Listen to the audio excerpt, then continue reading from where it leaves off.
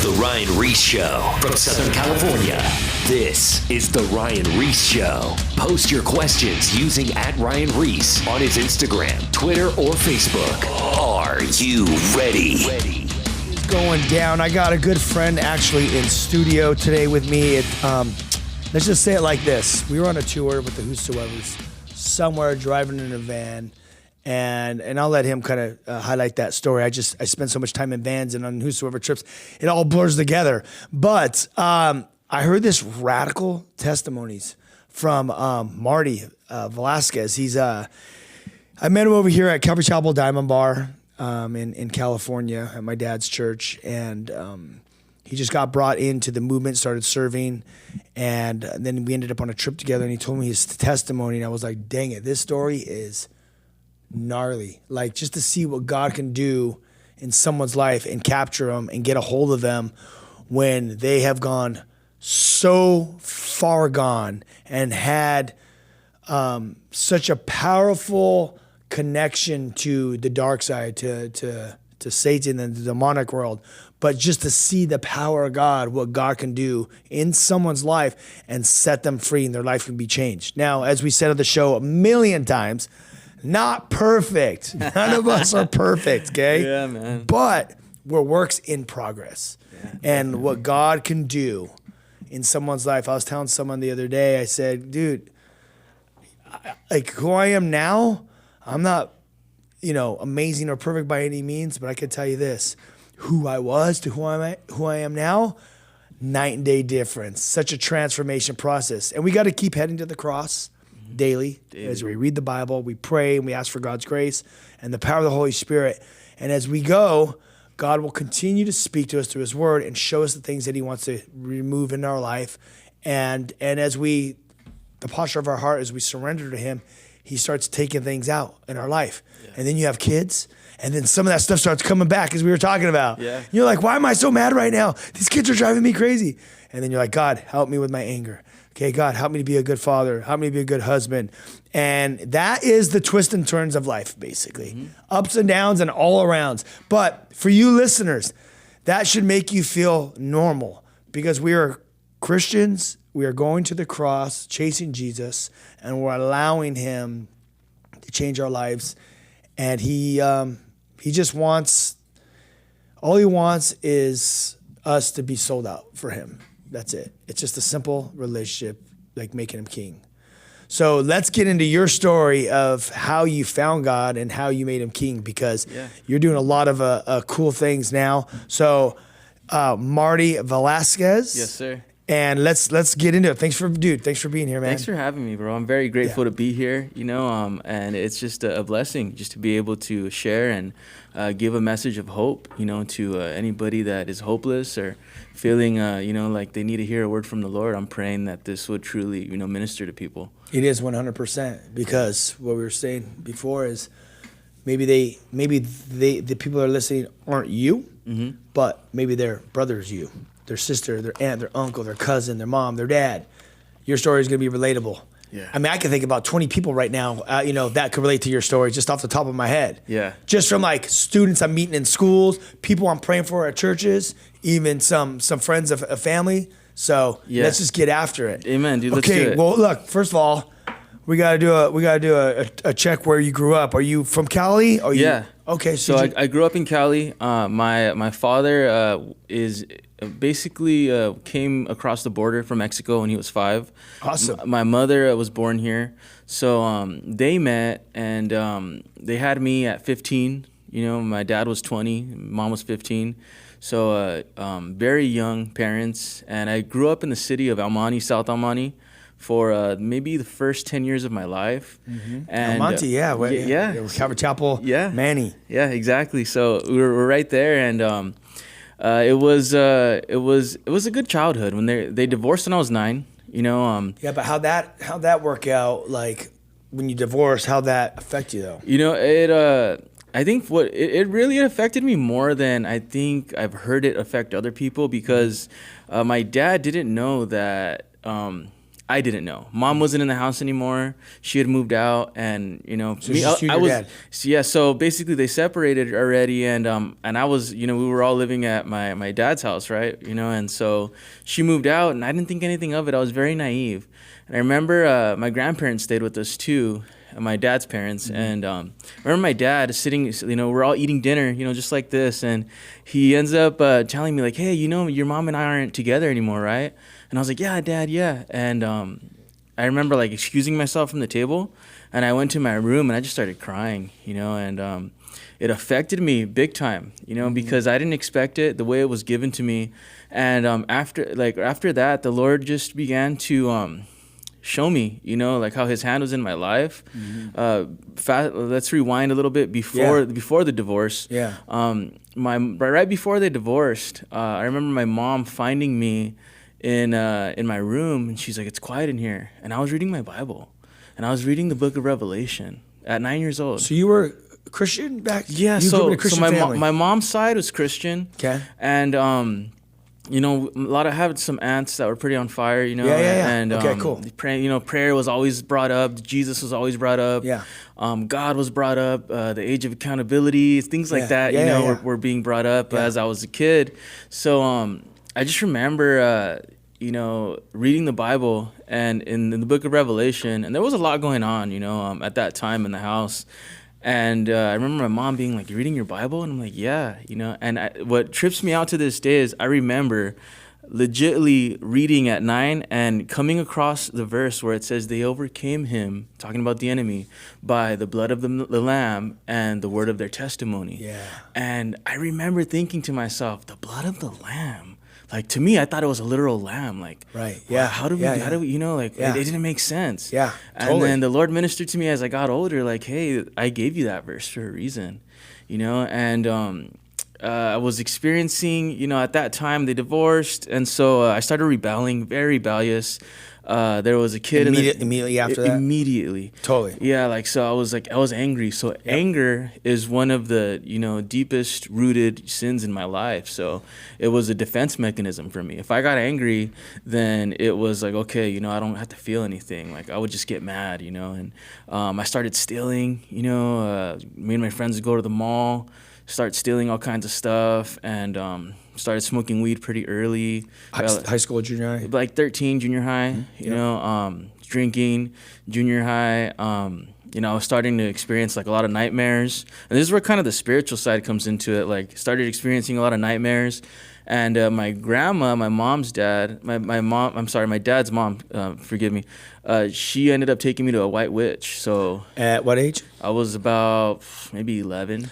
Were you getting bad dreams, nightmares before that? Yeah, so I was getting nightmares and bad dreams before that. And but was it like demonic? Like, looking back, was it like demonic stuff? Like, it was dark. Yeah, dark. I don't remember like exactly off the top of my head what I was dreaming, but I remember telling her like I'm having nightmares, and in the Hispanic religion, Mexican, Mexican, family, a lot of times they call it a limpia. We're gonna take you to get a cleansing, right? Mm-hmm. And I remember sitting in a chair, and this guy starts busting out stage and like these other things, and he starts going around me chanting. What were they doing? Was it like Santeria or? So I don't even know. I don't think it was Santeria because they were Catholic, but they still had kind of these roots attached to Mexico with their beliefs. They got all that, all that religious stuff, worshiping dead.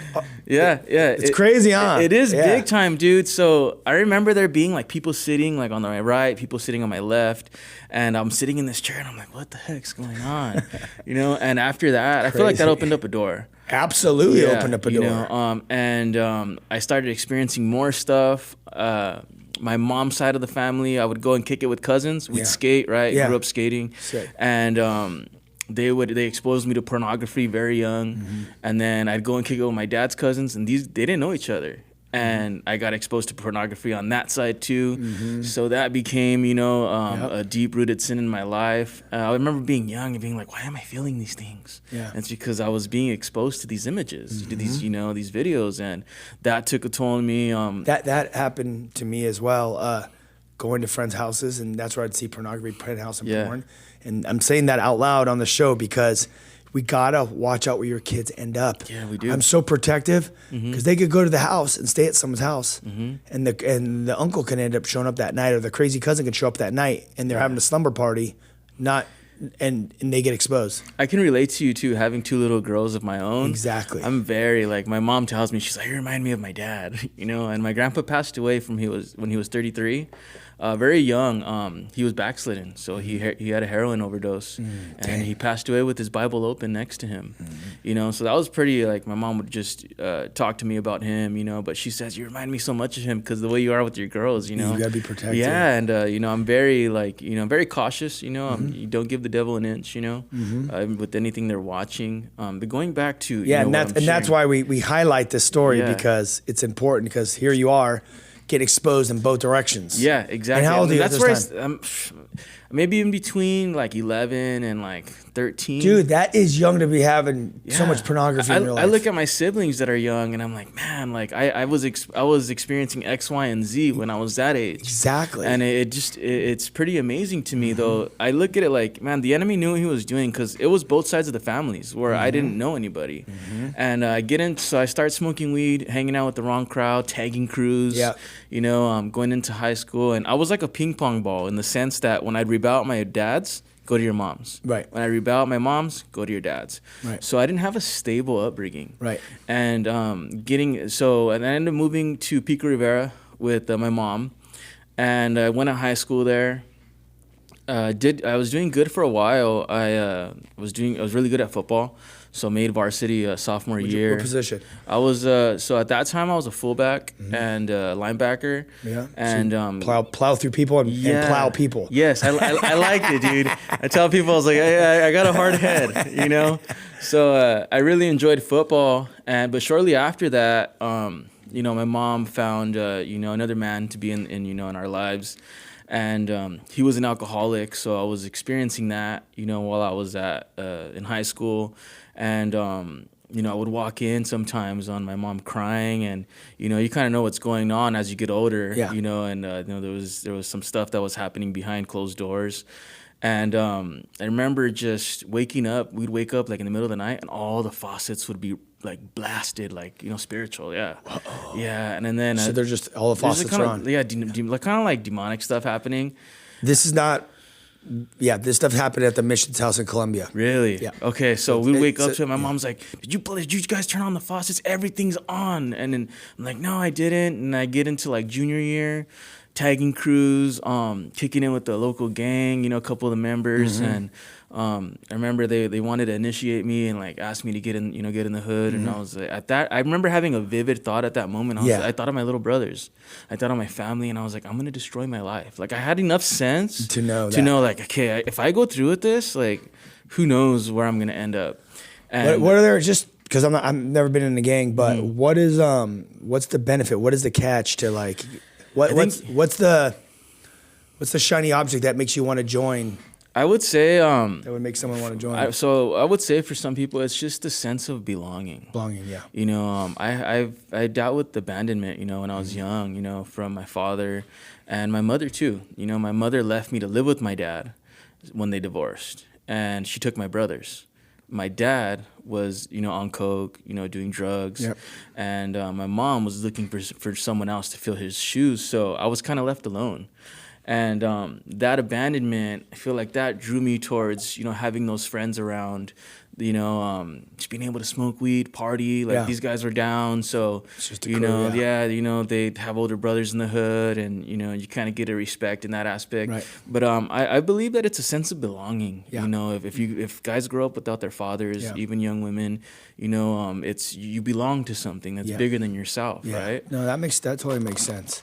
So you had that moment of like, it's like the Holy Spirit gave you that download and all that. Like, nope. Don't do this. Yeah. So what happened from there? So I end up just doing really bad. Start partying in high school, doing ecstasy during lunch. What year was this? This was like 2008, 2009. Ecstasy at lunch? Yeah, dude. You're one of those guys, huh? Oh yeah, bro.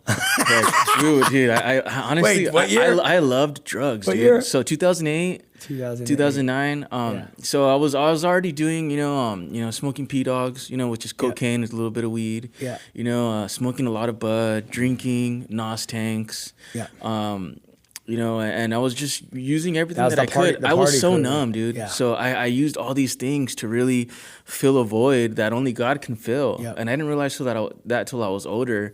And, ecstasy took a toll on me, and as I graduated high school, I graduated from a continuation. So I didn't even finish like with my own like buddies. Yeah. I didn't finish football, which really hurt me. Yeah. We had a head coach that was out of LSU, and he sent our running back to Arizona State. Dang. And, after he found out my grades, and he's like, we're going to send you to Arizona State, dude. And it just broke me. It broke me because I was like, man, all these stupid decisions, and it's just that passion for football and not really being able to seek it out, not just kind of what would my life have been, Right. But I see now that God always has a purpose and he doesn't waste a hurt no matter what you're going through. True. So, I graduate and that's when things get really dark. I start kicking it with like psychics, and get into like this portion of my life to where I'm searching a lot of new age spiritualism, still doing drugs, still smoking weed, drinking. So when you're doing these things, are you looking for a God? Are you looking for God through it all, or are you just trying to get some insight on the universe? I'm experiencing things that are not normal. So what I mean by that is, I'm seeing faces in mirrors, and I'm not like, and it's happening when I'm sober. Yeah. So like I'm seeing faces in mirrors. I'm learning about meditation, and I'm the law of attraction, things like that. All of this new age spiritualism that is just meant to really throw you off of the true course of seeking the truth, right? And I realized that I was searching, started experiencing a lot of demonic attacks. Kicking in with a couple of psychics that were legit, and that told me a lot of things that ended up happening in my life. And through that, that's when things started getting really bad. I was just losing everything. My life was just I was like Satan has come to steal, kill, and destroy. Yeah, big time, man. And he'll paint something up pretty, like, oh, hey, like, this is so cool, it's rad. You have all of the spiritualism here, and I remember like going through like these chants. And my whole body just began to feel like I was levitating. Are you serious? Yeah, dude. Like I was sitting down, but I broke out in like kind of like chills, but my whole body felt staticky. And then I started to feel like I was like I was being pulled up, like astral projection. Astral projection. And I remember like it was so strong after I did this chant, like that I was like I was able to like think to myself, like, what's happening? And I had a dog in the room. The dog just started barking at the corner. This is like at a different time. So all of these things are happening, and I'm like, hey, this stuff's real. Right. Right. And what drove me to the Lord was I ended up I have demonic nightmares, getting sucked into black rooms, really vivid demonic nightmares. And I ended up waking up with 3 claw marks on the inside of my leg. And these claw marks were like this far apart. So I was like, okay, my hand can't do it. My dog can't do it. I didn't scratch. No way. Yeah, I didn't scratch myself Like or that anything. far? Yeah, and it was 3 of them. 3. Yeah, and there's significance to the number. So as I'm there, I'm starting to like, at this time I already met my wife, which is my girlfriend. Yeah. So, I was such a bad influence in her life, with, partying and, just being a loser. And I ended up seeing like a show, about like ghost hunters, and they go to a satanic church that's underground with a priest, and then when they're walking, the guy's like, I got scratched on my back, and they're in this, and then he takes off his shirt. It's the exact same scratches that I have on the inside of my thigh, and what they're sharing through that, and a lot of studies that I did into that, is that the demon is leaving you 3 scratches because they're mocking the Father, the Son, and the Holy Spirit. And that I started realizing, like, okay, like this is real. Wow. So I want to back you up Yeah. for those listeners that are listening right now. There was a girl we prayed for in San Jose.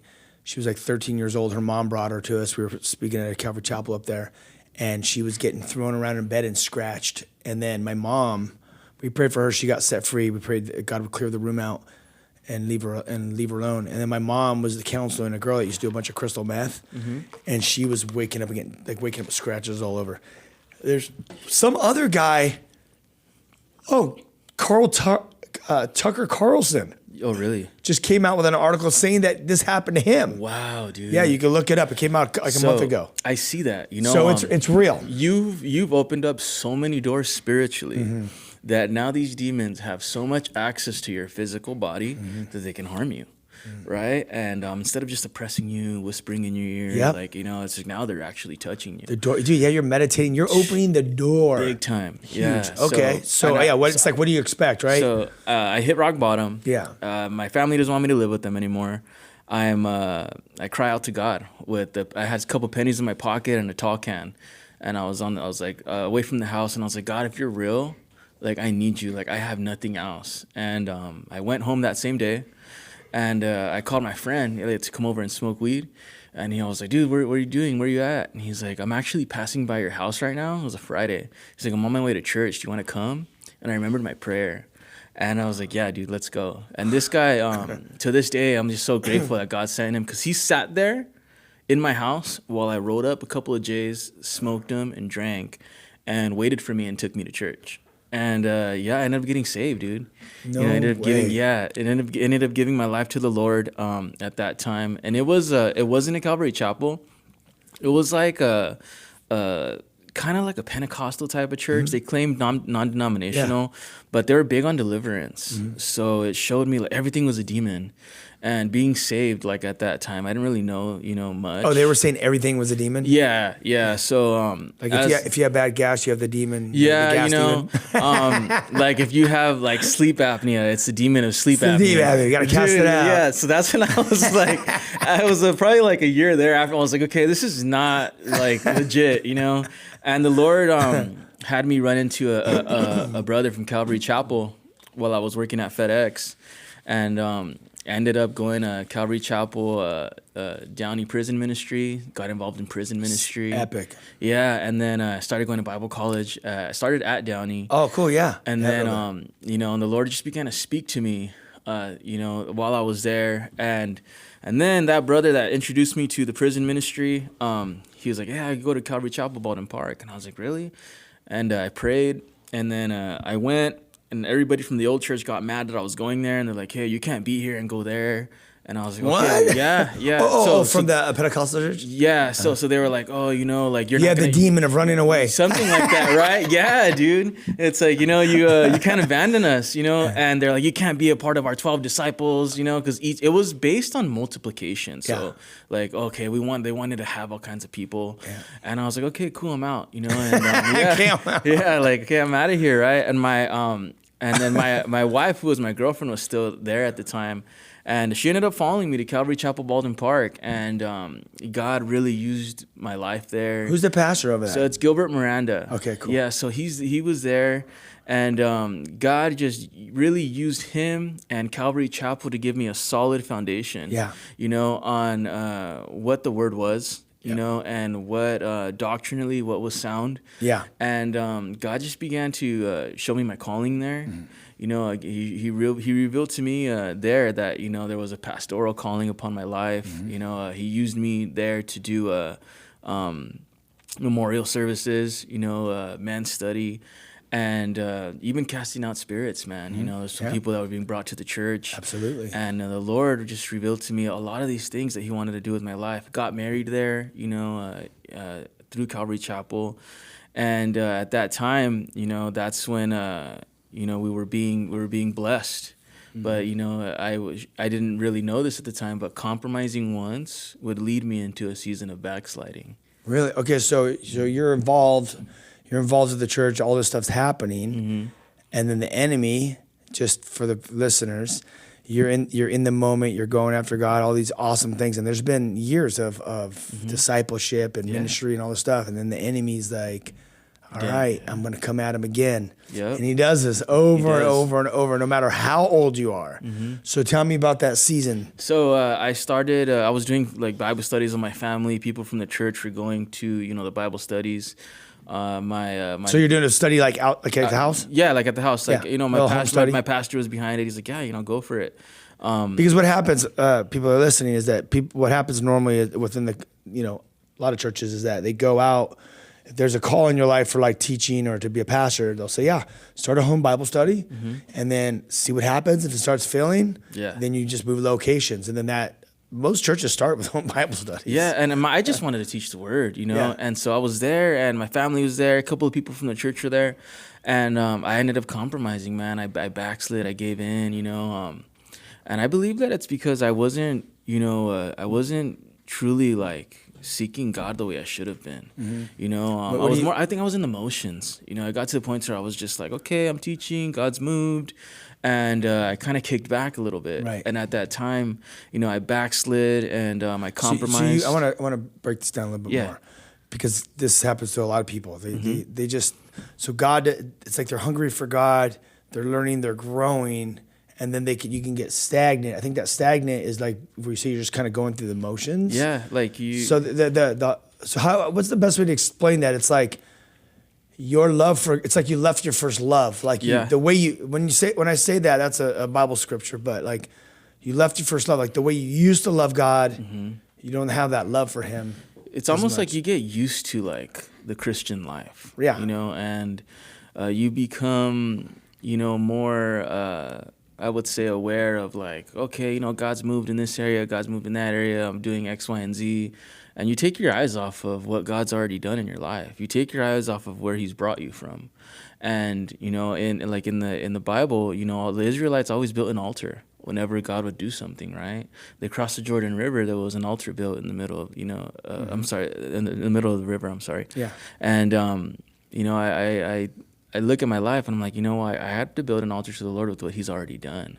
To not forget, stack those wins that He's given me, stack, everything that He's done, and it helps me just remember what God's done, and it helps you get back on point, because we all go through these seasons where you can get complacent and you're like, wait, what am I doing? Like I'm going through the motions. You're not happy doing it, but then you go back. It's like you go back and you look at everything you've been through, and then you go, no, I want that.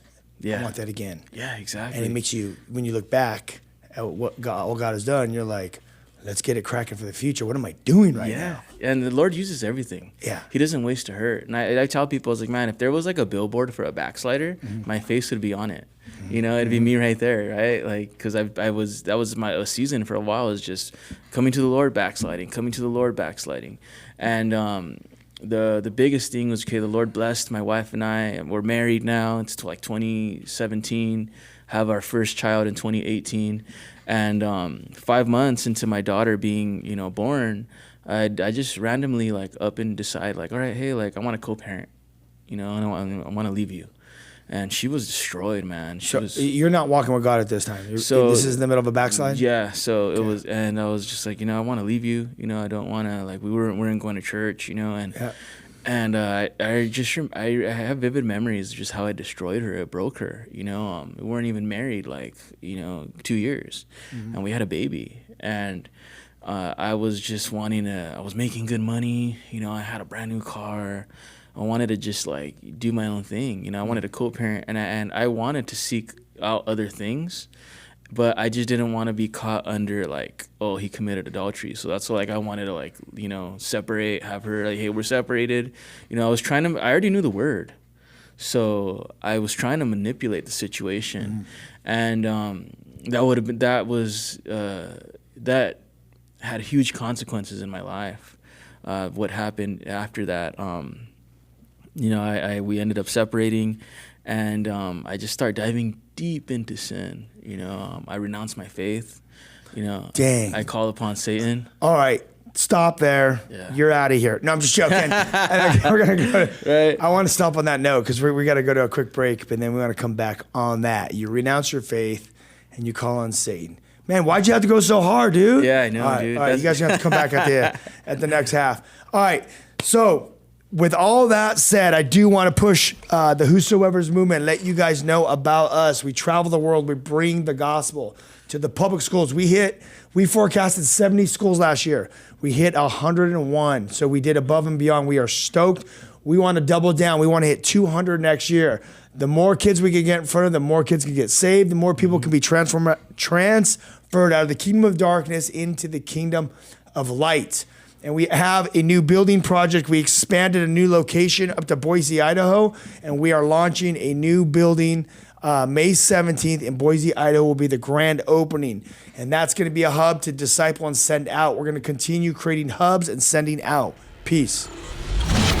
More of The Ryan Ries Show coming up. Post your questions at Ryan Ries on his Instagram, Twitter, and or Facebook. Now, back to The Ryan Ries Show. All right, we are back with Marty Velasquez. And if you have been hanging by a thread from the last break, you ended it, Marty, by saying, I denounced my faith with Christ and I called on Satan. Mm-hmm. What the heck are you talking about? So up to this point, so the listeners understand, you grew up in a Christian home. Mm-hmm. You got divorced. Your parents got divorced at 9 years old. And then from there, that led to a series of events that take place when someone gets divorced. Mm-hmm. You felt abandoned, you felt lonely, got into drugs and alcohol, started hanging out with gangbangers. A number of different things, girls, sex, all that stuff. And then you had an encounter with God. Oh, you opened yourself to you had actually a white witch ritual over yourself. Yeah, when I was young. And then you got into New Age. You started astro traveling.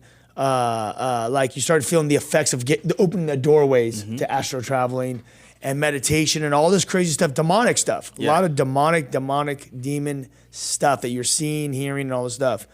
And then you encounter God. God transforms you. You're praying, you're reading, you start teaching the Bible, you start a Bible study. But in that season, and you had kids, you got your girlfriend, now a wife. But in that season, you said there was these subtle compromises. And what you were saying by that is that you stopped going after the love of Christ and you just kind of were playing church. Mm-hmm. And then the enemy came in and started giving you thoughts to just leave your wife. Because you were like, I'm making money, I got my new car. I'm just going to co-parent. So with my wife, it would remind me of, because I don't remember a lot, with everything. We'll get into what took place. Yeah. And she was like, it was literally from one week to the next, you switched up, and I could tell you what happened when you called on Satan. Yeah. It was showed up. Yeah, so I remember going to work after I told her that. I get back, everything's gone in our house. So, my side, my family and her family came to my house, took everything, and for her to move out, and took my baby. And I remember getting home, and I was sleeping on the floor, and I was just angry, and at that point, I was just so angry, and I was angry at God, and I renounced my faith out loud, and I knew the truth. I'd preached the truth. Yeah. I had gave sermons. I had already been used, for, at a high capacity. Let's just put it that way. How many years were you doing ministry? So at that time, serving, and then you were actually. Yeah. So it was probably a good 2 years where I was deep in it. Yeah, deep. And at that time, that I'm in the house, I start, thinking of okay, I'm mad at God. My family's not here. I have the ability to do whatever I want. And I call upon Satan, and I'm like, hey, enter me. I said, I want this. I want this, and this. And, you can have my body, use my body. And after that, it wasn't quick, but I started to experience different things. The first thing that happened was I didn't have the urge to sleep. So I started having so much energy, the power that I felt in my body, I've never felt that in my life.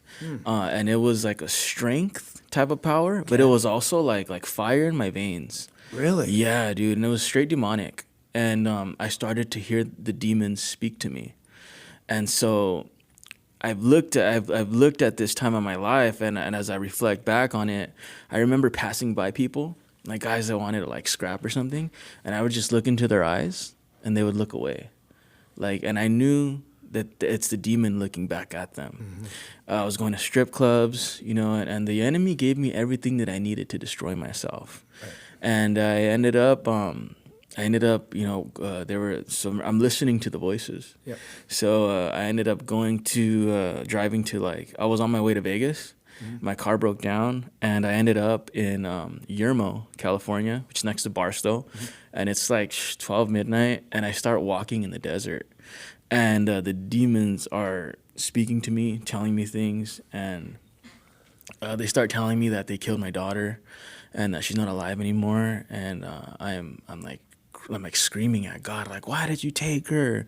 Completely out of my mind. Mm-hmm. And I'm walking the sand dunes until maybe 10 o'clock in the morning. And as I'm there, do the demons ever stop talking, or are they always talking? So they're talking here and there, okay. And yeah. I'm kind of in and out of reality. And I had a loaded shotgun in my car too. Highway patrol pulled up on me before I started walking in the desert. You had a what in your car? A loaded shotgun. In your car? Yeah, in my trunk. And I got pulled over. Hey, what are you doing? And I was like, oh, I'm here. I was I was talking out of the side of my neck. So I'm like, how did I not end up in jail? God's grace, dude. Yeah. God's grace was all over me during, this time. And they're like, hey, the gun's in your car. They left it. It's in your trunk. Yeah. So it's almost like if I said it to get me out of here, And they let me basically just stay there. And I told them, oh, you're gonna get help? Yeah, I'm gonna get help because my car's out of gas. And so I start walking the sand dunes, and it's pitch black. I can't even see my hand in front of me, and I start hearing footsteps running behind me. And I'm in the desert with nobody there. Yeah. And one of the first Psalms that I learned was Psalm 27. So I began reciting Psalm 27 out loud. And after I would, the Lord is my light and my salvation. Whom shall I fear? The Lord is the stronghold of my life. Of whom shall I be afraid? The footsteps would stop. And it got to the point where it was early in the morning, and I was walking dehydrated for so long that my hip popped out of its socket in the early morning. And the fact that I already knew the word, when that happened, the Holy Spirit gave me Jacob. That's the story I was thinking about. Wrestling with God.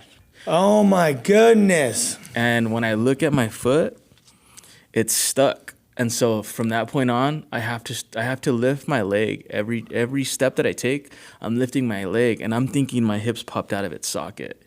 So I made my phone's dead, completely dead. I walk back to the freeway, and my phone has enough juice to call my mom. My mom and my uncle, my stepdad come pick me up. I remember I was just chilling in the car, and then when I get out of the car, I almost fall because my lip has not giving me any stability. And I go back home. They're like, "What's going on? We got to get him help." And at that time, I was there was a week span. In that week span, I came to Golden Springs with my wife. And we came once, and then we're still separated. I'm at the pad. I start smoking weed again. It comes back with a vengeance, dude. The voices. Yeah, bro. And the now doorways are open. Oh, big again. Time, dude. Yeah. And I did coke once, and so I just start going crazy. I start posting crazy stuff on social media, and people are just like, dude, what's wrong with you? And I'm just there's videos of my face being contorted, and you could see the fact a Christian cannot be possessed. Yeah. Once the Holy Spirit is inside of you, you cannot be possessed. Yeah. But when I renounced my faith and I gave it access, I gave it permission, and I called upon it. Yeah. It was okay, it's here. And so there's videos of that I had where you could just tell I was just demon possessed, just stuff that I was doing. Yep. And now that they're telling me to drive to Hyde and Ashbury. So Hyde and Ashbury. Yeah. San Francisco, where the hippie movement started. Yeah, so and trip out. So fast forward, I find out that where my car stopped, Yermo, in Spanish it means wilderness. So my car, so I was like, man, they straight up took me to the wilderness, dude. Did. And I go. So now I'm I'm fully in and out of manifesting, and I'm driving my brand new car to San Francisco. My car stops in Merced on the way because it runs out of gas. On the way there, I'm literally have my sunroof open. I'm pumping my rap music. I'm robbing gas stations. I robbed 2 gas stations on the way up there, And I remember laying like a deck of cards out in front of the cashier, and I tell him, pick one. And he's looking at me like, what? And I was like, pick one. And I had like a case that I grabbed, and he's like, no. And I said, all right. I said, God lets you live today. Yeah. So I was ready to kill somebody, dude. Oh my God. Yeah. And another one, same thing. Guy's like, hey, stop. And I just look at him like, I'm gonna kill you. And he just backs up. And so I was missing 3 days at that point. And I'm on the freeway. I'm drinking beers, smoking, and I'm throwing the beers out of my sunroof, dude. So it's like, how did I not get pulled over? And God's grace, God's mercy, and I'm like, how did I not get pulled over? My car runs out of gas. I'm on the side of the road. Why does your car keep running out of gas? Well, in my head, I'm like, I'm gonna get there. You're gonna get there. Apparently, well, I don't think you're even using your head actually at this point. Right? You're like on a good one right now. Dang it! This story. I get a knock on my window and I'm knocked out. And it's a CHP. God. And I'm full of throw up. Oh, he's like, is that throw up? And I was like, no. He's like, it smells like alcohol in here. And I was like, I don't know what you're talking about, officer. He's like, so you weren't throwing up? You weren't drinking? No. He's like, so it doesn't smell like alcohol in here? And I'm like, no. He's like, and then I started telling him, I was like, my wife left me, and I saw it, and I was drunk, and I was like, God has a plan for your life. God loves you. And he starts crying, and he's like, he's like, you're trying to get off of the freeway and you're going to this hotel? Like basically like helping me out. Yeah. And I was like, yes. He's like, repeat it. Tell me that you're going there, that you need to get dropped off there. Yeah. He puts me and my stuff in the back of his car, drives me to the CHP officer, drives me to the hotel, and he leaves me there. God's grace. Wow. Didn't take me to jail, dude. And I'm there. Now I'm at the hotel. I start walking around the city, and it's like 30 degrees, and I'm walking, like, taking all my clothes off. I literally had my whole life in a bag, and I left that bag somewhere, and then I ended up running into this homeless woman that was, like, under a house. So I get there, and she's, like, my age, start talking to her. Her boyfriend comes, and he's like, I'm a Satanist. And I was like, here we go, dude. Yeah. And I was like, oh, and that in my mind, I was like, I'm a Christian. He's like, man, why do you Christians love so much? I was like, hey, why do you Satanists like not love enough, right? Yeah. And I begin manifesting. She's a tweaker, and she falls asleep. She has a fire going on in front of her, and I begin to manifest. I'm standing over the fire, and I begin to speak in Egyptian tongues. And I look up at the roof, and I'd say, like, if I can put my hands together, there's a swarm of flies. How do you know you were Egyptian tongues?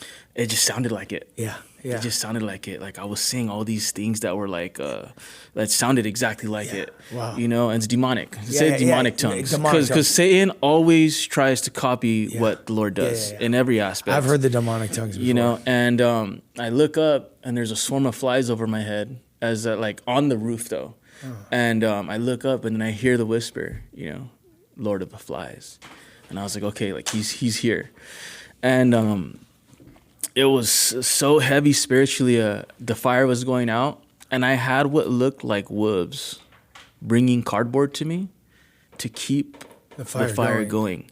And there's a lot of Satanists, a lot of witchcraft. When you really dive deep into it, there's a lot of there's sects that are called like the Lycan, which means wolf, right? The Lycan sect of like Satanism, to where they really just go really like over the top with it. But I wasn't on like, I was just smoking weed. Yeah. And I had these dogs bringing me, like wolves bringing me the cardboard to keep the fire going.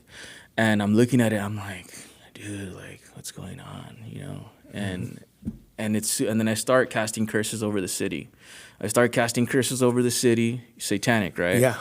And I'm casting curses over the city of Merced. I'm walking around places, and one of the things that I remember saying was, for the people to have access to the spirit of animals, like choose your animal, and you'll get all their power.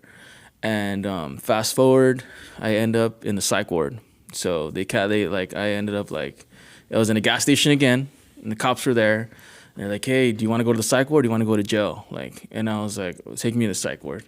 They're like, good decision, And so I'm in the psych ward, and I'm fully out of my mind. And a woman gets admitted, and I ask her, why are you here? She's like, you won't believe me. She said, I woke up last night, and she said, I felt like there was a dog inside of me. You know, and she said, and my kids woke up and they said, Mommy, why do we feel like there's dogs inside of us and they're acting like dogs? Dang. Yeah, bro. So that's where I was like, dude, I thought of like me in that, you know. Heavy, crazy, demonic, deep witchcraft stuff. Big time witchcraft. And I mean, you did, circle back, you did say Satan come into my body. Mm-hmm. And, you know, I don't know I'm pretty sure it was a high ranking demon because of everything that was taking place. Mm-hmm. I was attracting everything I wanted. Yeah. You know, and I'm in the psych ward, completely out of my mind. They get a hold of my family, and I give them permission, because there's so many rights that a mental patient has, and I give them permission to get a hold of my family. So I'm on the phone. My wife is not my wife. One thing that slipped my mind is I got found when I was missing 3 days. They found me in a ditch in the wilderness of Merced. Mm-hmm. So I was missing 3 days, and they found me in a ditch. Mm-hmm. That's how I got taken to like the psych ward and all that. Yeah.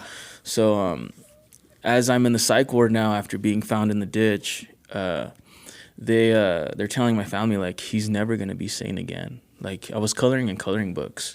Yeah. And my family would talk to me and be like, you know, bring me coloring books, you know, and they were telling my wife like he's never gonna be able to provide for you again. He's never gonna be able to sustain you guys. There's too much dark matter in his brain. And after they wanted to keep me, but with my rights, I was like, I want to get out of here. So my dad came and picked me up. My family's like going through so much, like what's going on with him. They put me in a men's home. I go to a men's home that's in Phelan, and I'm there, and I'm still like, you know, kind of like out of it, dude. PTSD, anxiety, like crying and going through all of these things. I'm still getting demonically attacked, right? Mm-hmm. And at that men's home, I ended up leaving because I found glass in my food. Glass. So, yeah, like pieces of glass. Dang. And there was so many guys there, right? So like I still remember Were they trying to get you? I have a feeling, dude. Yeah. You know, I was you know, there was a lot of guys there, right? But I think I was already like kind of like loked up too, like you know, like, oh yeah, if you fight, you're out of here. But there was still like a lot of shady stuff going on there. So I get out, and then I'm at home now, and I'm like super PTSD. I'm curled up in a ball, sleeping 14 hours a day. My wife is bringing my daughter to come visit me, and I call upon the Lord, bro. In my deep depression, deep anxiety, I would eat, and I'd get anxiety. My body, the trauma in my body was so high. Totally. My body didn't know how to react. Well, dude, you've been running amok for the, you know. Yeah, for a good minute, right? Your body's just out of it. Yeah, shock. Your body keeps the score, dude. Yeah, and so, exactly. So I'm experiencing all these things, and I remember just sleeping, and I'm feeling like I'm at rock bottom, dude. Like again. After everything that God's done, and I'm sleeping 14 hours a day, and I remember being in bed and calling upon God. I threw on worship, and I didn't want to. Like, I was just, like, out of it. I threw on worship, and I remember putting my hand up like this and just really, like, you know, like, Lord, like, help me. And I began bawling, and his spirit fills the room, falls upon me.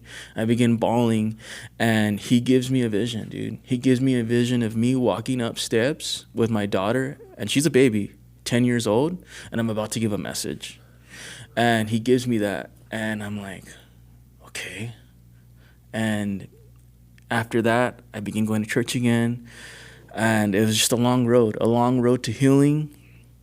You know, I fast forward like a year after that, I tried committing suicide. Mm-hmm. You know, I had a loaded shotgun. I was done. I was still going through it, and Pastor Gilbert is the one that, you know, took the shotgun out of my hands. And I couldn't pull the trigger. I was looking at it. It was loaded. All I could see is my daughter's face in the barrel. And I was like, she's going to grow up without a dad. Yeah. Because I don't want to live anymore. And I mustered up enough strength to call him, and he came, took the shotgun out of my hands, and just kept going to church, man. Kept going to church. The Lord's healing slowly but surely. Mm-hmm. I'm working again, providing again. Mm-hmm. We get our own place, and the Lord calls me out of Baldwin Park, and he's like, hey, go to Golden Springs. And I was like, no, Lord, I don't want to. I'm going to Laverne.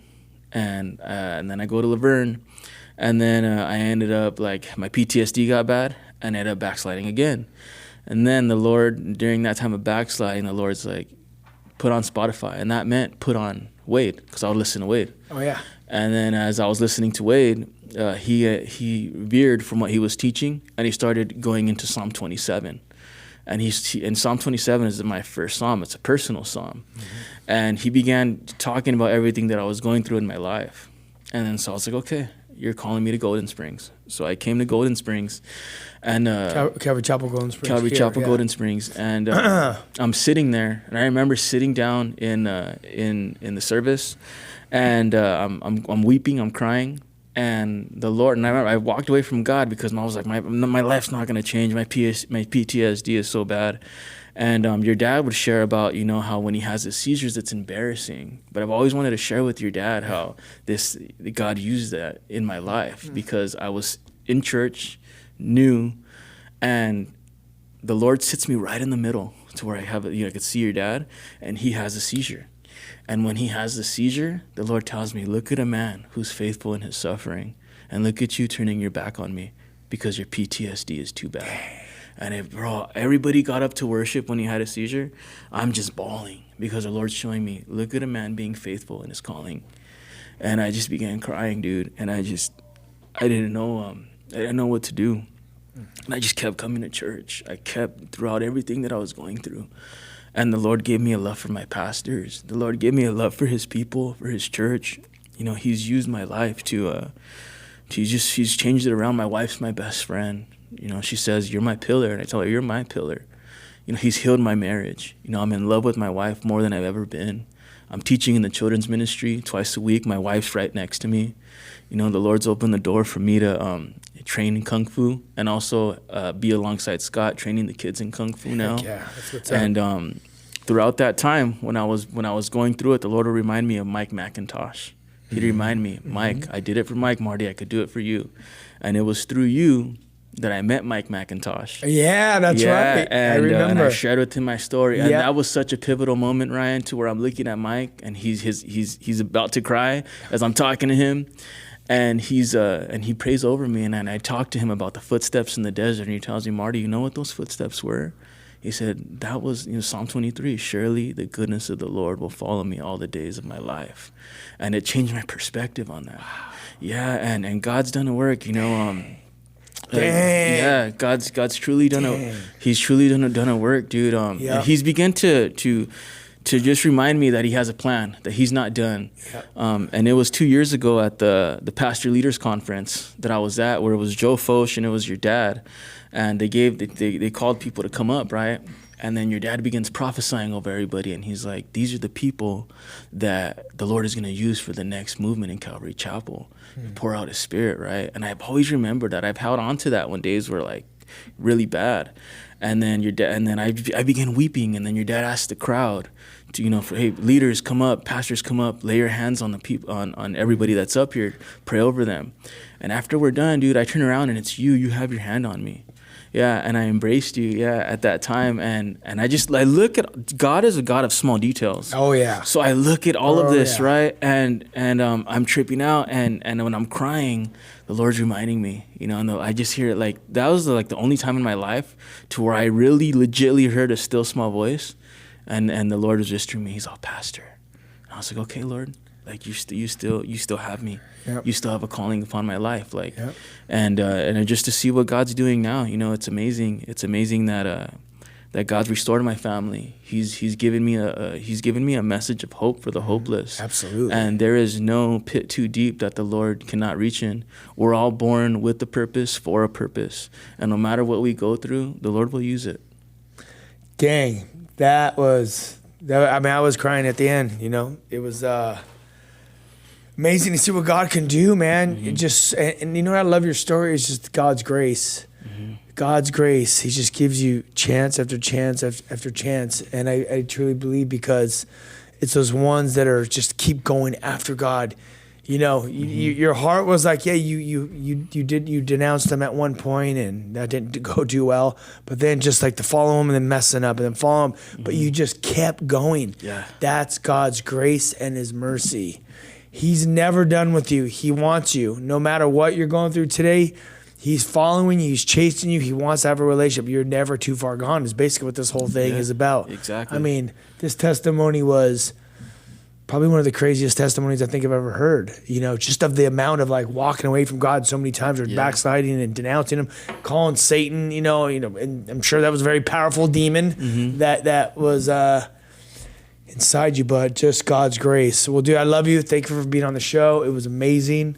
Hey, listeners, just another phenomenal testimony. This is why we do this show, to share them with you. Go to ryan-reese.com and there's like, I think like 6 or 8 years worth of podcast of all different testimonies. We love you guys. I'll see you guys next weekend. Peace. Peace out.